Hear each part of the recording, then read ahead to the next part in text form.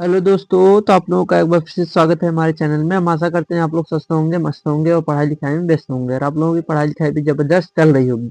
तो अब आप लोगों का बोर्ड एग्जाम भी धीरे धीरे नजदीक आ रहा है। ठीक है, अब टाइम बहुत कम बचा है। अब आपको जो भी चीजें पढ़नी है वो पूरे 100% पढ़नी है। हमारे कहने का मतलब कि आप जितना अभी तक चीजें पढ़े हैं पहले उसको पूरा क्लियर कर लीजिए। अगर आपका उतना क्लियर है तब आप नई चीज की तरफ जाइए, अन्यथा पहले आप पुरानी चीजों को अच्छे से बेहतर कर लीजिए। नहीं तो आप क्या करेंगे कि इसको छोड़ देंगे, सोचेंगे नया नया पढ़ लें और एक समय ऐसा आएगा कि आपका बोर्ड एग्जाम आ जाएगा, ना तो आप नए का याद कर पाएंगे ना तो पुराना वाला। ठीक है, तो आपको क्या करना है कि अब जितने पढ़ने हैं चैप्टर उनके क्वेश्चन लगाने बहुत जरूरी है। बिना क्वेश्चन लगाने से आपको पता ही नहीं चलेगा क्वेश्चन कैसे आएगा। ठीक है, आप सब पढ़ के जाएंगे, आप सब याद करके जाएंगे, अगर क्वेश्चन नहीं लगाएंगे, क्वेश्चन थोड़ा सा घुमा के पूछ लेगा तो आपको लगेगा पढ़ाई नहीं गया है। तो इसीलिए आपको क्वेश्चन भी करना है। साथ साथ में क्वेश्चन जब आप करते हैं तब आपको समझ में आता है कि कैसे कैसे क्वेश्चन आपके बोर्ड में पूछे जाएंगे। तो आपका क्वेश्चन भी करना बहुत जरूरी है। तो आज से हम शुरू कर रहे हैं अपना क्वेश्चन वाला सीरीज। अब धीरे धीरे हम अगर ये जो बनाना आज पीडीएफ पूडीएफ बनाना सीख गए थोड़ा बहुत इसमें से। ठीक है, तो अगर ऐसा हमारा काम चल जाता है, अगर आप लोगों को ये ठीक लगता है, ऐसे वीडियो बना रहे हैं, अगर आप लोगों को समझ में आता है, अगर अच्छा लग रहा है कि हाँ सही हमारा क्वेश्चन हो रहा है, अगर तुम लोगों को सही लग रहा है तो कमेंट में बताइएगा। तो इसके बाद हम आगे ऐसे कंटिन्यू करेंगे। ठीक है, क्योंकि बोर्ड पे लिख के एक एक क्वेश्चन लिखने में बहुत ज्यादा टाइम चला जाएगा। ठीक है, और वीडियो काफी लंबी हो जाएगी, बहुत कम क्वेश्चन कर पाएंगे। तो ऐसे रहेगा, हम पीडीएफ बना के लाएंगे और आप लोगों से पूछेंगे, पहले आप आंसर कर देंगे। उसके बाद आज हमारा ये जो है, आज हम पहले बना देते हैं रिकॉर्डेड। अगर ये हमारा सक्सेस रहा तो इसके बाद हम लाइव लेंगे। ठीक है, तो आप लोग जरूर बताइएगा कमेंट में कि आप लोगों को वीडियो कैसे लगी। ठीक है, चलिए शुरू करते हैं अपना चैप्टर। हम अपने चैप्टर, आज का हमारा चैप्टर है धातु तथा अधातु, जो कि हमारे क्लास में भी रिवीजन चल रहा है इसी चैप्टर का। ठीक है, तो हम आज पढ़ेंगे धातु तथा अधातु। और इसमें पढ़ना क्या है, आज हम लगाएंगे क्वेश्चन, जो भी आपके बुक के क्वेश्चन है। आज हमने थोड़ा सा क्वेश्चन लिया है बस ट्राई के लिए कैसा है। तो चलिए शुरू करते हैं बिना किसी देरी के अपने चैप्टर को। तो अगर हम कहें कि सबसे पहला क्वेश्चन हमारा आता है यहाँ पर, तो सबसे पहला क्वेश्चन आपके चैप्टर के सबसे पहले पेज से आता है कि गुणों के आधार पर तत्वों को कितनी श्रेणियों में विभाजित किया गया है। 4, 6, 3, 2 आपके चार ऑप्शन है। आप जल्दी से बता दीजिए कौन सा ऑप्शन सही होगा। ठीक है, तो आप जल्दी से हमें टाइप करके बता दीजिए कौन सा ऑप्शन सही होगा भैया, कि तत्व को आपको कितने भागों में बांटा गया है। क्लास में हमने पढ़ाया है, अभी फिर से रिवीजन चल रहा था, फिर से बताए थे। तो अगर कोई पूछे कि तत्व को उनके गुणों के आधार पर कितने भागों में बांटा गया है, तो आप क्या बताएंगे। हमने बताया था आपको कि तत्व को हमने कितने भागों में बांटा था, बताओ। तत्व को हमने 3 भागों में बांटा था। कितने भागों में? 3 भागों में। हमारा तत्व होता है, तत्व को हम उसके गुणों के आधार पर 3 भागों में बांटते हैं। कौन कौन से? एक धातु, पहला क्या होता है? धातु। ठीक है, पहला धातु, दूसरा अधातु और तीसरा उपधातु। ठीक है, राइटिंग थोड़ा आप लोग मैनेज कीजिएगा भैया, क्योंकि स्क्रीन पे नहीं लिखा जा रहा है सही से, लेकिन आप लोग समझ रहे हैं, इतना दिख रहा है कि तत्व को हम कितने भागों में बांटते हैं, 3 भागों में। तो हमारा ऑप्शन कौन सा राइट हो जाएगा? ऑप्शन थर्ड विल भी राइट हो जाएगा। हमारा जो तीसरा ऑप्शन है वो क्या हो जाएगा? करेक्ट हो जाएगा भैया। तो ये हमारा तीसरा ऑप्शन इसमें क्या हो जाएगा? सही। ठीक है, अगर आप लोगों को क्वेश्चन क्लियर हो रहा है, अच्छा लग रहा है क्वेश्चन करने में, तो कमेंट में बता दीजिएगा कि हाँ हमको क्वेश्चन ऐसे करने में अच्छा लग रहा है, मजा आ रहा है, तो हम आगे ऐसे ही करवाएंगे। ठीक है, चलिए हम अपने दूसरे क्वेश्चन की तरफ बढ़ते हैं। चलिए, हमारा दूसरा क्वेश्चन क्या कर रहा है कि धातु में नहीं, यहाँ वे होना चाहिए था, यहाँ पर टाइपिंग गलत हो गई है। धातु वे तत्व होते हैं जिनमें, अब बताओ धातु में कौन कौन से गुण होते हैं। तुमने धातु के कौन कौन से गुण पढ़े हैं, जरा हमें बनाओ। अब वही तुम्हें पहचानना है कि धातु किसे कहते हैं। जिनमें धनायन बनाने की प्रवृत्ति होती है, जिनमें ऋणायन बनाने की प्रवृत्ति होती है, हथौड़े से पीटने पर छोटे छोटे कणों में टूट जाने का गुण होता है, या फिर विद्युत एवं उष्मा के कुचालक होने का गुण होता है। अब तुम सोच के बताओ कि जो हमारे धातु होते हैं वो क्या होते हैं? विद्युत एवं उष्मा के सुचालक होते हैं, कुचालक? सुचालक होते हैं, कुचालक नहीं। तो ये ऑप्शन हमारा क्या हो जाएगा? गलत। ये ऑप्शन हमारा क्या हो जाएगा भैया? गलत। बताओ, हम ये इसमें क्या लिखा है? ये कुचालक लिखा है, कुचालक मतलब गलत है। धातु तो सुचालक होते हैं। कह रहा है कि हथौड़े से पीटने पर छोटे छोटे कणों में टूट जाते हैं। अरे ये तो किसका गुण होता है? भंगुरता होता है, जिसे हम कहते हैं भंगुरता। ये किसका गुण होता है? अधातुओं का, मतलब ये भी धातु का गुण नहीं है। ऋण आयन बनाने की प्रवृत्ति, बताओ ऋण का आयन कौन बनाता है? धातु की धातु। अरे वे जो इलेक्ट्रॉन ग्रहण करके ऋण आयन बनाते हैं उनको हम क्या कह देते हैं भैया? उनको हम कह देते हैं अधातु कह देते हैं। तो यहाँ हमारा ऑप्शन कौन सा सही हो जाएगा? फर्स्ट ऑप्शन सही हो जाएगा कि जो धन आयन बनाने की प्रवृत्ति रखते हैं उन तत्वों को हम क्या कहते हैं, धातु कहते हैं। यानी option first will be right, हमारा ऑप्शन क्या हो जाएगा, पहला सही हो जाएगा। ठीक है, अगर ये क्लियर है तो आगे बढ़े। चलिए, हमारा 2 ऑप्शन हो गया। आप लोग लास्ट में कमेंट करके जरूर बताइएगा कि आपके कितने क्वेश्चन सही हुए थे। आज हमारा 15 क्वेश्चन करने वाले हैं। ठीक है, तो चलिए अगले क्वेश्चन पे चलते हैं। अगला क्वेश्चन हमारा क्या है, अगला क्वेश्चन पूछ रहा है कि बहुत ही सरल क्वेश्चन है कि निम्न में से कौन सा धातु है, लिथियम, बोरान, सल्फर, कार्बन। आपको बताना है कि इन 4 ऑप्शन में से आपको कौन से धातु है। और ऐसे सारे क्वेश्चन जो है ये आपके भैया उसमें पेपर में बहुत बार पूछे गए हैं, कौन उपधातु है, कौन धातु है, कौन अधातु है। तो आप इसमें से बताइए कौन सा धातु होगा। ठीक है, तो अगर कोई पूछे कि लिथियम, बोरान, सल्फर और कार्बन में कौन उपधातु है, तो आप लोग हमें बताइएगा कि कौन उपधातु है। तो सॉरी, अधातु पूछ रहा है, कौन धातु है। तो अगर हम बात करें कार्बन की, तो कार्बन हमारा क्या होता है बताइए। अगर हम बात करें कार्बन की तो कार्बन हमारा क्या होता है, कार्बन हमारा होता है अधातु। कार्बन क्या होता है भैया, अधातु, याद रखिएगा, कार्बन क्या होता है, अधातु होता है। अगर कोई पूछे सल्फर, तो सल्फर भी क्या होता है, अधातु। सल्फर भी हमारा क्या होता है, अधातु। तुमसे कोई पूछे बोरान, तो बोरान को पहले उपधातु कहा था, पहले उपधातु लिखा था। आप उसमें से जो चैप्टर है उसको हटा दिया गया है, आगे एक आवर्त सारणी वाला चैप्टर था उसको हटा दिया गया, अब नहीं पढ़ना है। तो पहले जब वो चैप्टर था तो उसमें बोरान को उपधातु बताया था। ठीक है, लेकिन अब जब आप 11 की एनसीईआरटी पढ़ते हैं, एनसीईआरटी केमिस्ट्री के पढ़ते हैं, तो उसमें बोरान को उपधातु नहीं लिया है, उसमें 7 उपधातु होते हैं, जिसमें हमने कहा था कि वो सिलिकॉन से शुरू होता है। ठीक है, तो अब आपको क्या करना है, ध्यान से सुनिएगा कि यहाँ पर बोरान को आपको बोरान भी अधातु ही मानना है। क्या मानना है, अधातु ही मानना है, अधातु ही मानना है। ठीक है, अगर पूछे तब यहाँ पर लिथियम क्या हो जाएगा, हमारा लिथियम क्या हो जाएगा, धातु। और यही ऑप्शन क्या है आपका भैया, सही। इसमें धातु पूछा था ना, ये तीनों हमारे क्या थे, अधातु थे। ये तीनों हमारे क्या थे, अधातु थे। तो हमारा लिथियम क्या है, धातु। तो आपका ऑप्शन फर्स्ट क्या हो जाएगा, करेक्ट। आपका लिथियम क्या हो जाएगा, धातु। ठीक है, जैसे कोई पूछे कि बताओ उपधातु कौन कौन से होते हैं, पूछे कि बताओ उपधातु कौन कौन से होते हैं, उपधातु में बता दो। तो उपधातु की संख्या कितनी, 7। उपधातु की संख्या कितनी होती है, 7। कौन कौन से हैं, तो तुम कहना silicon, germanium, arsenic, antimony, Sita, Gita और सविता से तेज यानी टेल्यूरियम पहुंचे पोलेनियम और स्टार्टिन। ये आपके क्या होती हैं, उपधातुएं होती हैं। ये आपको याद रखना है। 7 ये आपकी क्या होती हैं भैया, उपधातुएं होती हैं। इनका ट्रिक होता है कि सीता, गीता और सविता से तेज पहुंचे अनीता। तो ये आपके 7 क्या हैं, उपधातुएं हैं। और यहाँ पर 3 हमने अधातु बता दिया, आपसे पूछा था धातु। तो जो इनको सबको छोड़कर जो ऑप्शन था लिथियम था, लिथियम क्या होता है, धातु। और लिथियम कौन सा धातु होता है, लिथियम फर्स्ट ग्रुप का होता है, जिसमें हम कहते हैं हलीना करे रब से फरिया। तो ये वाला जो ग्रुप होता है उसी में आपका क्या होता है, लिथियम। तो आपका लिथियम अगर पूछे तो कह देना कि ये क्षारीय धातु है। फर्स्ट ग्रुप के धातुओं को हम क्या कहते हैं, क्षारीय धातु। चलिए हम अपने अगले क्वेश्चन पे चलते हैं। हमारा 3 क्वेश्चन हो गया है, चौथे क्वेश्चन चलते हैं। चौथा क्वेश्चन हमारा क्या है, ये बताइए ठंडे तनु अम्ल से हाइड्रोजन गैस कौन बनाता है।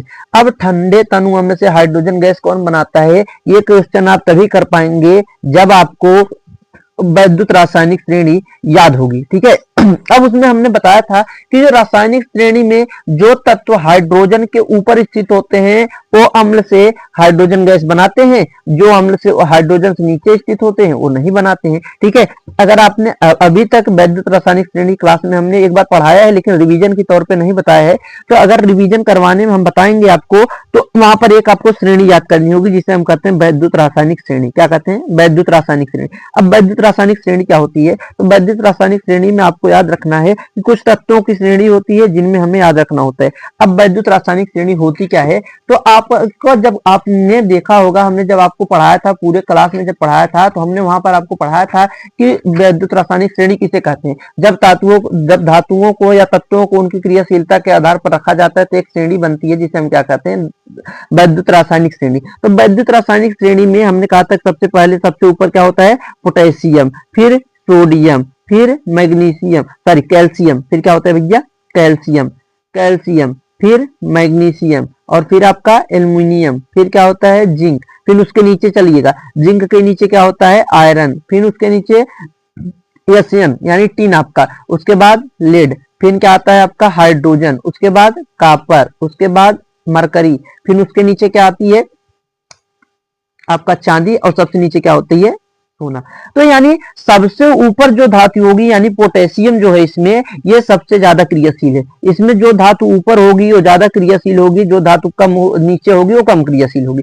तो यहाँ पर सबसे ऊपर पोटेशियम है तो सबसे ज्यादा क्रियाशील है, और यहाँ पर सोना सबसे नीचे है तो सबसे कम क्रियाशील है। अब तुम बताओ कि हाइड्रोजन आपका कहाँ है, हाइड्रोजन यहाँ पर है। तो यानी हाइड्रोजन के ऊपर स्थित यानी ये वाली धातु है, ये जो है ये वाली लाइन वाली ये लाइन की धातु है ये, और इसमें वाली ये सब धातुएं देखिए हाइड्रोजन के ऊपर स्थित है। तो ये हाइड्रोजन से क्या करेंगी, जो अम्ल से हाइड्रोजन गैस निकालेंगी, और जो इनके नीचे स्थित धातु हैं वो हाइड्रोजन से गैस नहीं निकालेंगे, हाइड्रोजन गैस अम्लों से नहीं निकालेंगे। तो बताइए आपका कार्बन, कार्बन इस श्रेणी में कहीं है क्या, नहीं, मतलब कार्बन अम्ल से क्रिया नहीं करेगा, ठीक है, कम अम्ल से हमने कोई भी क्रिया नहीं देखा है, और वो हाइड्रोजन गैस निकाल भी नहीं पाएगा, तो कार्बन हमारा ऑप्शन नहीं होगा। जिंक, जिंक बताओ, ये बताओ हाइड्रोजन से ऊपर है कि नीचे, देखो हाइड्रोजन यहाँ है जिंक यहाँ है, मतलब हाइड्रोजन से पहले आता है, जिंक ऊपर है, जिंक निकाल सकता है। कापर निकाल सकता है क्या, देखो हाइड्रोजन के नीचे कापर है, कापर यहाँ है यानी कम क्रियाशील है तो ये नहीं निकालेगा। सिलिकॉन कहीं आपको नहीं दिखता है तो सिलिकॉन नहीं होगा, और आपका ऑप्शन क्या हो जाएगा, जिंक, क्या हो जाएगा जिंक। यानी देखिए यहाँ पर जो जिंक है इस हाइड्रोजन से ऊपर स्थित है, तो यानी ये जिंक क्रिया करके हाइड्रोजन को विस्थापित कर देगा अम्ल से, और कौन सा गैस निकाल देगा, हाइड्रोजन गैस निकाल देगा, ठीक है। तो ये ऑप्शन हमारा फोर्थ हो गया, सॉरी ऑप्शन हमारा थर्ड हो गया राइट चौथे क्वेश्चन का। अब चलते हैं हम अपने पांचवें क्वेश्चन पे, हमारा पांचवा क्वेश्चन क्या है, ठीक है।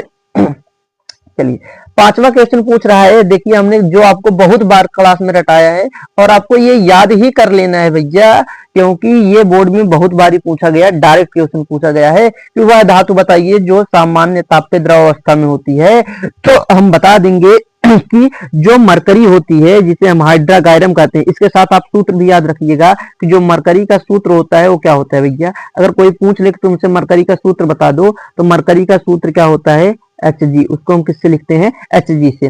अगर तुमसे यहाँ पर दिया है, देखो यहाँ पर क्या दिया है, धातु, कहा है कि कौन सा धातु है जो सामान्य अवस्था सामान्य ताप पर द्रव होता है। अगर तुमसे यहाँ पर अधातु पूछ देता तो ये ब्रोमीन हो जाता, क्या हो जाता, ब्रोमीन। अगर तुमसे क्वेश्चन में अधातु पूछे कि कौन सी अधातु द्रव अवस्था में होती है, तो तुम अवस्था में द्रव अवस्था में होती है सामान्य ताप पे, तो तुम क्या लगा दोगे, ब्रोमीन। देखो हमारे एक क्वेश्चन से कितने सारे क्वेश्चन क्लियर हो रहे हैं, ठीक है। हम यहाँ पर एक क्वेश्चन नहीं सीखने आने, क्वेश्चन करने का मतलब एक क्वेश्चन से हम और क्वेश्चन को सीखे, जो ऑप्शन दिख रहा है उससे हम सीखे, ठीक है। आपका लोहा धातु होता है, ठोस होता है भैया, जल आपका क्या होता है, एक मिश्रण होता है, यौगिक होता है। चलिए अब हम बढ़ते हैं अपने अगले क्वेश्चन पे, हमारा 5 क्वेश्चन हो गया है। छठवां क्वेश्चन देखते हैं क्या है। छठवां क्वेश्चन पूछ रहा है कि कौन सा तत्व धात्विक है। देखिए फिर से क्वेश्चन को घुमा दिया है, धात्विक का दिया, अब आधा जने धात्विक का मतलब नहीं समझ पाएंगे, समझ रहे होंगे, आधा लोग धात्विक का मतलब नहीं समझ पाते। मतलब वो कहने का मतलब है कि धातु कौन है, धातु आपको बेसिकली पहचानना है। तो तुम बताओ धातु कौन कौन से होते हैं। हमने कहा था कि हमने बताया था कि उपधातु के नीचे वाले जितने होते हैं सब धातु होते हैं, उपधातु के ऊपर वाले सब अधातु होते हैं, ठीक है।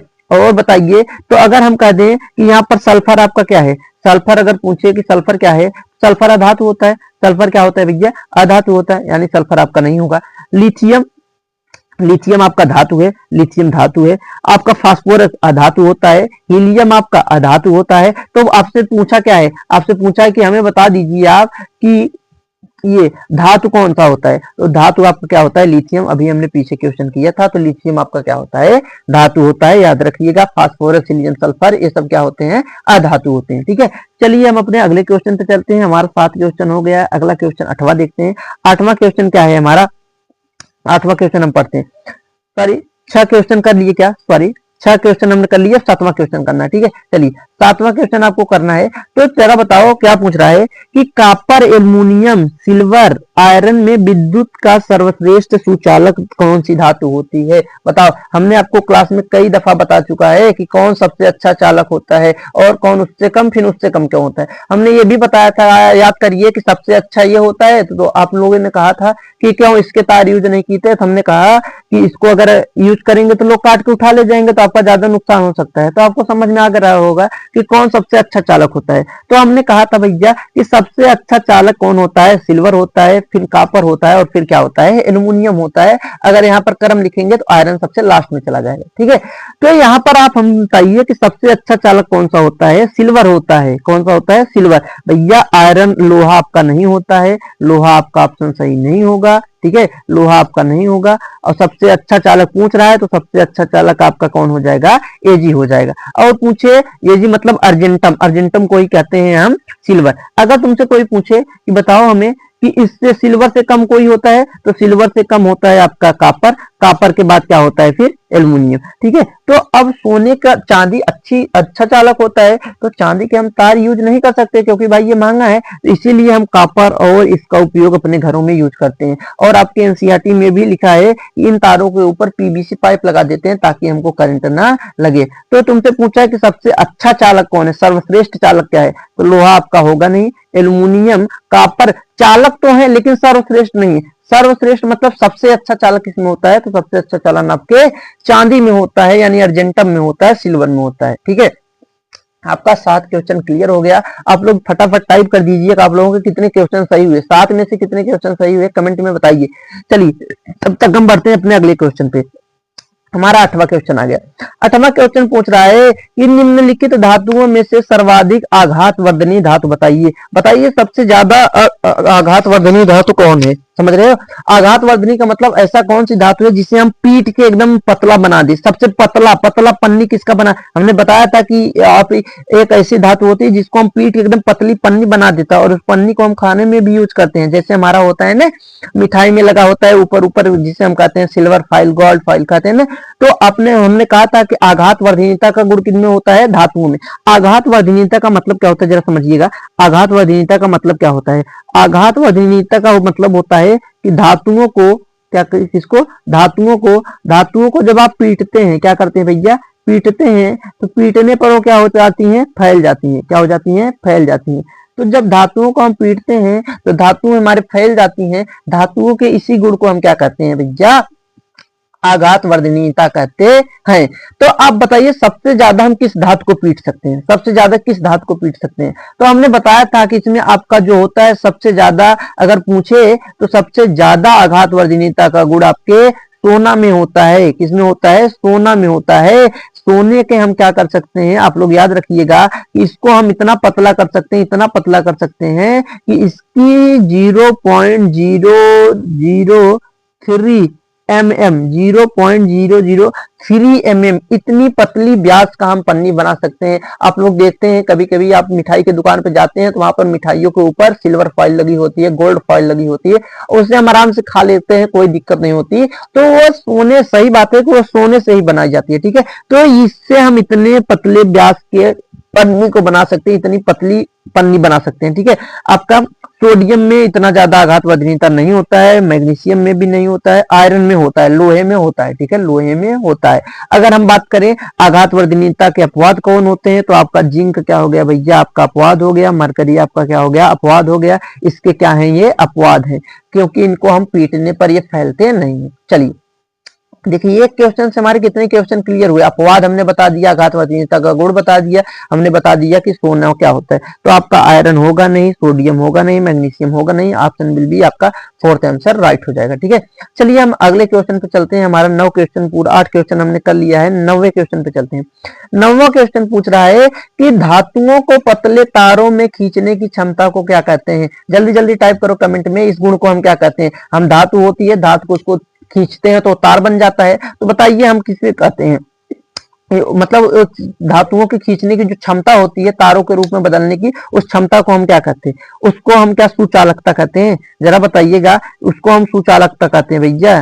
सुचालकता हम किसे कहते हैं, अरे जो उष्मा एवं विद्युत का चालन करता है। सुचालकता हम किसे कहते हैं, विद्युत एवं उष्मा का चालन। विद्युत एवं उष्मा का जो चालन करता है उसे सुचालक कहते हैं, उसे हम क्या कहते हैं, सुचालक कहते हैं। ये तो सुचालक का गुण हो गया। ध्वनिकता, ध्वनिकता का मतलब क्या होता है भैया कि आप इनको पीटोगे, अगर आप इनको पीटोगे तो पीटने पर क्या होती है, आवाज आती है, पीटने पर क्या होती है, आवाज आती है। तो उस गुण को हम क्या कहते हैं, ध्वनिकता कहते हैं। शायद आप लोग को ब्लू कलर नहीं दिख रहा है, चलिए हम इसको हटा लेते हैं, दूसरा कलर यूज कर लेते हैं। अब बताइए, आघात वर्धनीयता अभी हमें बताया कि ये फैल जाते हैं, जब आप इनको पीटते हैं तो फैल जाते हैं, तो इस गुण को हम क्या कह देते हैं, आघात वर्धनीयता। यानी आपके ये तीनों ऑप्शन क्या हो गए, गलत। तो आपका ऑप्शन क्या हो जाएगा, फर्स्ट ऑप्शन क्या हो जाएगा, राइट। भैया क्यों राइट हो जाएगा, हमने बताया है कि जब हम धातुओं को खींचते हैं तो वो तारों के रूप में फैलते चले जाते हैं, और उनके इस गुण को हम क्या कहते हैं, तन्यता कहते हैं। क्या कहते हैं, तन्यता कहते हैं। ठीक है, तुमसे पूछेगा कि बताओ सबसे ज्यादा तन्यता का गुण किसमें होता है, बताओ सबसे ज्यादा तन्यता का गुण किसमें होता है, तो तुम बता देना कि जो हमारा तन्यता का गुण होता है वो होता है टंगस्टन में। किसमें होता है भैया, टंगस्टन में। आप लोग किसमें बताओगे, टंगस्टन में। अभी बता रहे हैं, और एक चीज बता रहे हैं, सबसे ज्यादा अगर तन्यता का गुण पूछे तो सबसे ज्यादा तन्यता का गुण किसमें होता है, टंगस्टन में। इसे हम डब्लू से लिखते हैं, और इसका नाम होता है लैटिन भाषा में नाम ओल्फरम। क्या होता है, ओल्फरम, और इसका हम सामान्य नाम देते हैं टंगस्टन। टंगस्टन में सबसे ज्यादा कि इसको तन्यता का गुण होता है, क्योंकि इस टंगस्टन के हम क्या कर सकते हैं भैया, टंगस्टन जो होता है इसके हम अदृश्य तार खींच सकते हैं। टंगस्टन के हम अदृश्य तार खींच सकते हैं, ऐसे इतने पतले तार खींच सकते हैं कि जो हमको दिखाई भी न दे। तो सबसे ज्यादा तन्यता का गुण आपका टंगस्टन में होता है। आप इसी में याद रखिएगा, आपको हम और एक स्लाइड लेकर नई स्लाइड में बता देते हैं। आप लोग याद रखिएगा कि भैया जो सोना होता है, क्या होता है, सोना, जिसे हम एयू कहते हैं, एयू के 1 ग्राम से, यानी 1 ग्राम सोने से आप लगभग 2 किलोमीटर लंबा तार खींच सकते हैं, 2 किलोमीटर का तार खींच सकते हैं। यानी इसमें भी तन्यता का गुण अच्छा खासा होता है। 1 ग्राम सोने से 2 किलोमीटर का तार खींचा जा सकता है। याद रखिएगा ये पॉइंट, ये सब आपके एग्जाम में आएंगे। हमसे जितना हो रहा है एक क्वेश्चन में उतना हम क्लियर कर दे रहे हैं। जो ऑप्शन सही हो तो क्वेश्चन तो करवा रहे हैं, उसके अलावा जो आपने लग रहा है कि इससे रिवीजन हो जाएगा, सब चीजें हम आपको क्लियर करा दे रहे हैं। ठीक है, चलिए हमारा 9 क्वेश्चन पूरा हो गया है। अगले हम क्वेश्चन पे बढ़ते हैं। हमारा जो क्वेश्चन है 10वें क्वेश्चन की तरफ बढ़ते हैं। 10वां क्वेश्चन कह रहा है कि ऐसी कौन सी धातु है जिसका उपयोग हम बल्ब यानी तंतु बनाने में करते हैं। जो हमारा पीला वाला बल्ब होता है, सूर्य वाला बल्ब होता है, कौन सा बल्ब होता है और कौन सा तार होता है जिससे उसका तंतु बनाते हैं। आप लोग देखा होगा, आप लोगों ने देखा होगा कि ये हमारा बल्ब हो गया, मान लीजिए हमारा क्या हो गया, बल्ब। चलिए हम बल्ब अच्छा से बना देते हैं, अगर आप लोगों को नहीं दिख रहा है तो हम बल्ब अच्छा सा बना देते हैं। ठीक है, बल्ब कैसा बना देते हैं, अच्छा बना देते हैं भैया। बल्ब को हम थोड़ा सा अच्छा बनाते हैं। ये मान लीजिए हमारा बल्ब हो गया, ये क्या हो गया, बल्ब हो गया। अब हम देखते हैं कि बल्ब में हम देखते हैं तो ऐसे कुछ ऐसे खूंटियां लगी होती हैं। एक मिनट क्या बन रहा है, डबल गोला बन गई तो यार। हाँ चलिए, यहाँ पर हम जब देखते हैं तो बल्ब में हमारा क्या होता है, ऐसे ऐसे यहाँ पर गोला बना होता है, और हम देखते हैं ऐसे तार लगा होता है, और इस तार में भी आप देखेंगे तो एक बहुत पतला तार लगा होता है जो ऐसे स्प्रिंग के रूप में ऐसा ऐसा जुड़ा होता है, ऐसे होता है ना। इसी तार को जो ये स्प्रिंग के रूप में जुड़ा होता है, इसे ही हम कहते हैं फिलामेंट। क्या कहते हैं, बल्ब का फिलामेंट, या हिंदी में कहते हैं तंतु। जब हमने आपको फिजिक्स पढ़ाया था तो वहां भी बताया था तंतु। अब बताइए कि ये तंतु किसका बना होता है, यही आपसे ये पूछना चाह रहा है कि ये तंतु किसका बना होता है। अभी हमने बताया था, याद रखिएगा कि ये जो तंतु ऐसे पदार्थ का बना होता है जिसका गलनांक और क्वथनांक बहुत उच्च होता है। आप गलनांक कह लीजिए, गलनांक बहुत क्या होता है, उच्च होता है भैया, क्योंकि ये जल्दी गलता नहीं है। ठीक है, तो ये कौन सा पदार्थ था, जरा बताइए कौन सा तत्व था या फिर कौन सी धातु थी जिसका हमारा तंतु बना होता है। क्या वो मैग्नीशियम होता है, बिल्कुल नहीं, मैग्नीशियम का गलनांक बहुत कम होता है। चांदी होती है, नहीं होती है। प्लेटिनम होता है, नहीं होता है। तो आपने आंसर लगा दिया होगा। आधा से ज्यादा लोग जो पढ़ के आए हैं उनको क्लियर होगा कि जो हमारा तार तंतु वाला होता है वो किसका बना होता है, टंगस्टन का बना होता है, जिसको हम डब्ल्यू से प्रदर्शित करते हैं। इसका लैटिन भाषा में नाम ओल्फरम होता है। तो याद रखिएगा कि कौन सा विद्युत बल, कौन सा तत्व जो होता है या कौन सी धातु होती है जो फिलामेंट बनाने में काम आती है, तो आप क्या बताएंगे, टंगस्टन। भैया टंगस्टन का काम उपयोग किस में करते हैं, बल्ब का फिलामेंट बनाने में। चलिए हम आगे बढ़ते हैं अपने अगले क्वेश्चन में। आई होप आप लोगों को यहाँ तक क्लियर हो गया होगा। क्लियर है तो आप लोग कमेंट कर दीजिएगा। ठीक है, अच्छा लगा कि नहीं, कैसा लगा ये जरूर बताइएगा। चलिए आगे बढ़ते हैं। तो हमारा पूछ रहा है कि बताइए सोना धातु का घनत्व मैग्नीशियम की अपेक्षा क्या होता है, कम होता है, अधिक होता है, कम होता है, ये पूछ रहा है कि कम होता है, सोने का जो घनत्व होता है वो मैग्नीशियम से कम होता है या मैग्नीशियम से अधिक होता है या उसके बराबर होता है या इनमें से कोई नहीं। कौन सा ऑप्शन सही होगा आप लोग जल्दी जल्दी बताइए। तो कौन सा ऑप्शन सही हो जाएगा बताइए जल्दी जल्दी, कौन सा ऑप्शन सही होगा।